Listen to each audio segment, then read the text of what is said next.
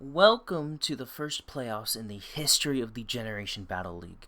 Since there are 5 of us, everyone gets to play today, but the fights were determined by how well we played in the regular season. You can check the Week 5 battles in the description since I had a bye week last week. My playoffs team consisted of Astronaut the Furo, Mad Max the Tauros, Mason the Snorlax, Moo the Mew, Goober the Poliwrath, and Cophagrigus the Wheezing. The team sheet and all the extra details are on screen if y'all want to see that.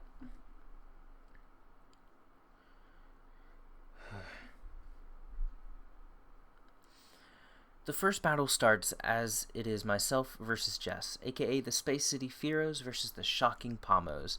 I lead with Furo and Mew with Tailwind and Stealth Rocks respectively, as Jess leads with Arcanine and Moltres. Her Arcanine immediately terrestrializes into a normal type, going for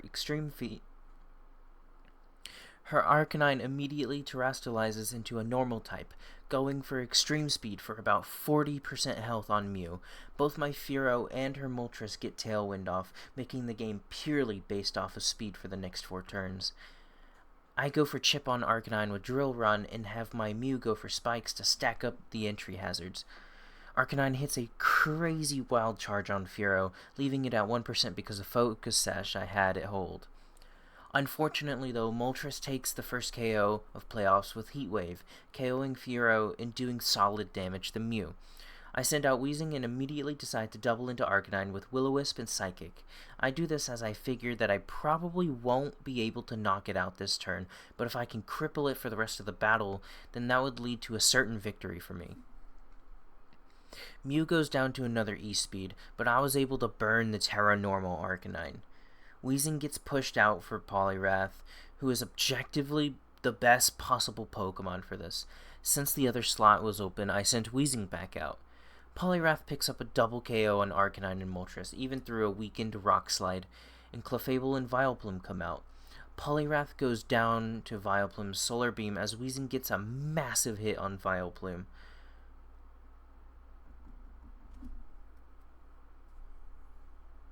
No. Poliwrath goes down to Vileplume's Solar Beam as Wheezing... Poliwrath goes down to Vileplume... Jesus. Okay. Poliwrath goes down to Vileplume's Solar Beam as Wheezing gets a massive hit on Clefable. Vileplume had set up a sunny day earlier. Jess unknowingly let me send out a now extremely powerful Snorlax with Heat Crash.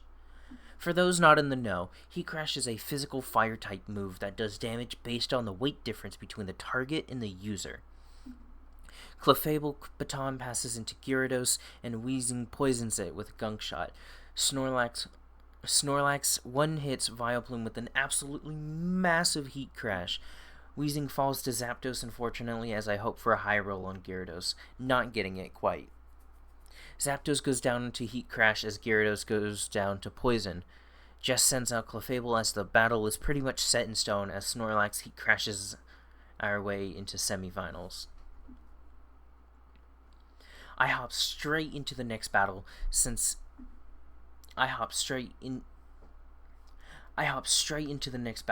next up is Ash, aka the Los Angeles Lucario, versus myself.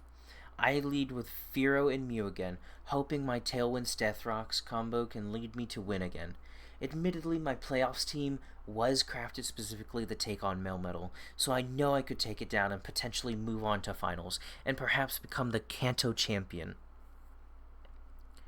Ash sends out Dragonite and Parasect. Now, having used Parasect before in Draft, and in general, I know that it's going to spam Rage Powder so that Dragonite can set up. So instead of setting Tailwind, I decide to set Furo to use Drill Peck. Parasect has a Focus Sash. Crap.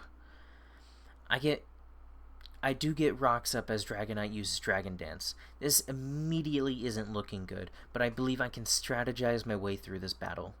I have Furo use Tailwind as Mew uses Psychic on Parasect on purpose.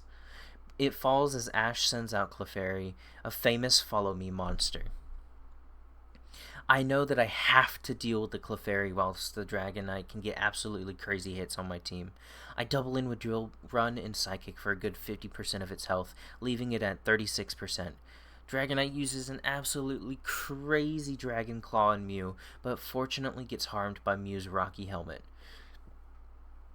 Unfortunately, Dragonite then goes for E-Speed to take down Mew for more recoil. Trading Mew for Clefairy, then Furo Drill Pecks it. I'm attempting to figure out what I need to do, but decided to send out Weezing to hopefully get some very necessary burns in. Furo gets a very good drill peck on the Nidoking coming in as Weezing gets an Furo gets a very good drill peck on the Nidoking coming in as Weezing gets an incredibly massive burn on Dragonite, essentially keeping it set in battle now. Furo and Weezing both get knocked out, unfortunately, the very next turn, though. I send out Snorlax and Poliwrath, hoping to take care of both Dragonite and Nidoking, which is exactly what happens. Ash sends out the revered Mewtwo and Melmetal. I can't burn the Melmetal, so I know I have to hit hard right now. But alas, they were too tough as a duo for me, and I get knocked out of playoffs, and Ash moves on to finals. Zuko, the Crimson Copperages, and Camcart, the Brutally Honest Butterfrees, is the next matchup in the final match in semis. Zuko runs in with Ninetales and Charizard as Camcart to lead as Camcart sends out Pinsir and Slowbro. Pinsir gets a huge high horsepower, immediately taking out Ninetales as Slowbro sets up Psychic Terrain. Arbok comes out and attempts to get a hit in as Pinsir gets switched for Butterfree, tanking an Aqua Tail as Slowbro goes for Expanding Force. Taking out Arbok and putting Charizard in the red with its own ability continuing to chip away at its own health. Dugtrio is sent out and uses a Rock Slide that misses the Butterfree but KOs the Slowbro. Alakazam is sent in, immediately using Expanding Force as well to take out Charizard and leave Dugtrio at 1%. Zuko sends out Magneton for Discharge, taking out Butterfree and leaving Alakazam weakened. Pinsir comes back out and takes Dugtrio down. Machamp is sent in as Camcart's Pinsir and Alakazam leave a fatal blow, letting Cam move on to the final match of the entire season. Finals start as Ash sends out Clefairy and Dragonite and Camcart with Butterfree and Exeggutor. Clefairy uses Follow Me, Butterfree uses Tailwind, Exeggutor Psychic Terrain, and Dragonite D-Dances. Cam switches Exeggutor out for Slowbro as he has Butterfree use Quiver Dance to Cam switches Exeggutor out for Slowbro as he has Butterfree use Quiver Dance to stack stat buffs. Cam switches his Pokemon around into Slowbro and Exeggutor as Clefairy and Dragonite continue the sleep, eventually waking up. They trade KOs on Dragonite and Exeggutor, leaving both with 5 mods left. Parasect on Ash's side and Alakazam on Cam's side are sent out. Alakazam lands a massive Expanding Force, taking out Clefairy and Parasect at the same time. Mewtwo and Nidoking come in, with the latter getting immediately smoked by Slowbro's Expanding Force, with Mewtwo taking a solid chunk of health as well. The big bad Melmetal comes stomping in as Slowbro gets taken out by Mewtwo's Shadow Ball. Butterfree lands a Sleep Powder on Melmetal, and Cam sends in Hitmonchan. And Hitmonchan gets destroyed by Mewtwo. Okay, Butterfree resets Tailwind as Melmetal stays asleep. Alakazam comes in and Focus Blasts the Melmetal, KOing it as Butterfree puts Mewtwo to sleep. Mewtwo falls and Camcart, as the Brutally Honest Butterfrees, takes home the Generation Battle League's first season. This season was really fun to do. It's something small as I was preparing to move into my new desktop at the time, and wanting to get a head start on making some form of Pokemon content. Usually any leagues I join or hosted in prior years would dry up mid-season. However, every player was really invested, no matter how well they battled. I want to give a huge thanks to everyone who watched this season, and to Jess, Zuko, Cam, and Ash for being incredible opponents. I hope I get to do this again someday. Huh, wait, what?